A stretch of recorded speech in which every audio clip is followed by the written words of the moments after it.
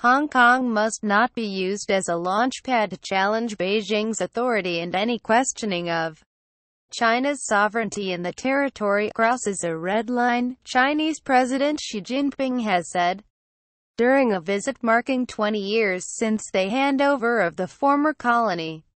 Little more than an hour before his speech, democracy protesters were attacked by pro-China demonstrators and hauled away by police as they attempted to march on the daily flag-raising ceremony.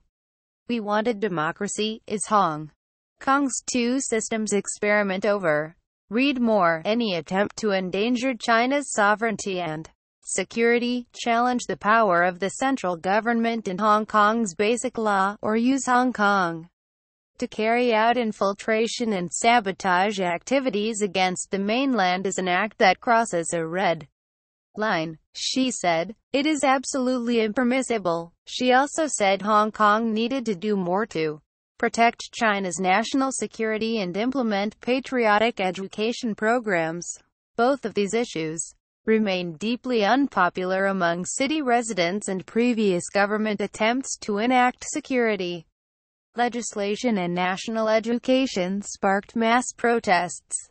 His remarks were a clear warning to increasingly vocal political factions calling for greater autonomy from China or even outright independence. She traveled to Hong Kong for a rare 3-day visit to mark 20 years since the city was handed back to China by the UK after 156 years of colonial rule, and inaugurate the city's new government. She previously inspected more than 3,100 troops in the largest show of military might since they handover in 1997, and toured the planned site of a controversial extension of a Beijing museum. Avery Ng, the chairman of the League of Social Democrats, said activists had suffered a whole new level of intimidation and direct violence during Xi Jinping's visit, designed to shield the Communist Party leader from dissenting voices.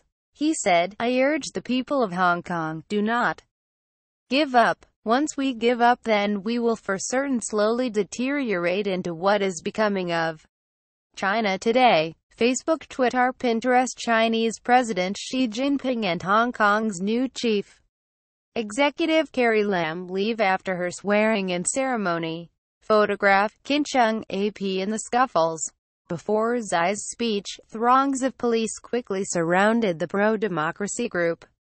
Several high-profile leaders, including Joshua Wang and veteran lawmaker, long-hair, Leung Kwa-kung, were handcuffed and taken away. The protest leaders were later released. They accused police of assaulting them while in custody. None of the attackers were detained by police. Wang, 20, said he was in a group attacked by pro-China gangsters and triads, and that the police had done nothing to protect them. He called on Hong Kong's population to take to the streets on Saturday afternoon.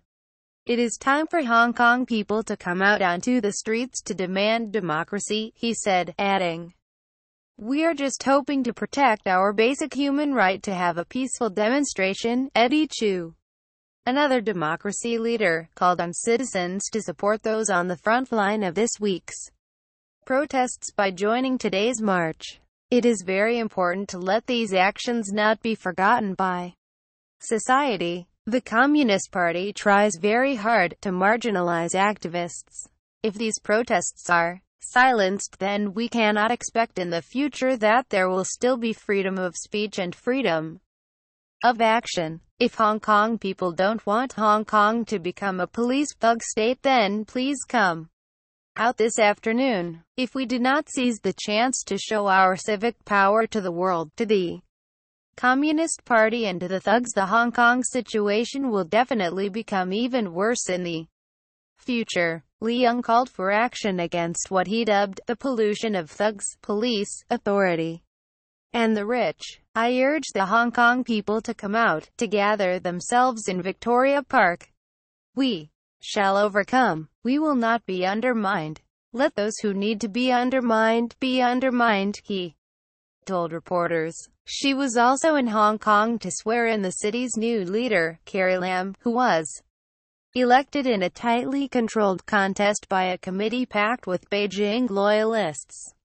Lam echoed Xi's sentiments, delivering her speech in Mandarin, widely spoken in mainland China but a minority language in Hong Kong. I will firmly take actions, in accordance with law, against any acts that will undermine the country's sovereignty, security and development interests, Lam said, echoing many of the same themes as the Chinese president.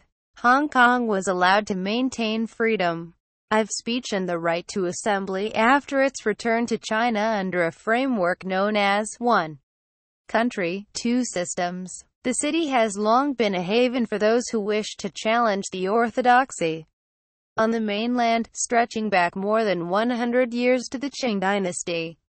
Sun Yat-sen, widely regarded as the father of modern China, began his political awakening as a student in Hong Kong, and eventually led the first government after the fall of the imperial system. But Hong Kong's freedom of expression has been under attack in recent years. 5 publishers of books critical of China's leadership disappeared in 2015 and later resurfaced in Chinese police custody in televised confessions. Hong Kong police banned a pro-independence rally scheduled for Friday, saying it would violate the Basic Law, the city's mini-constitution.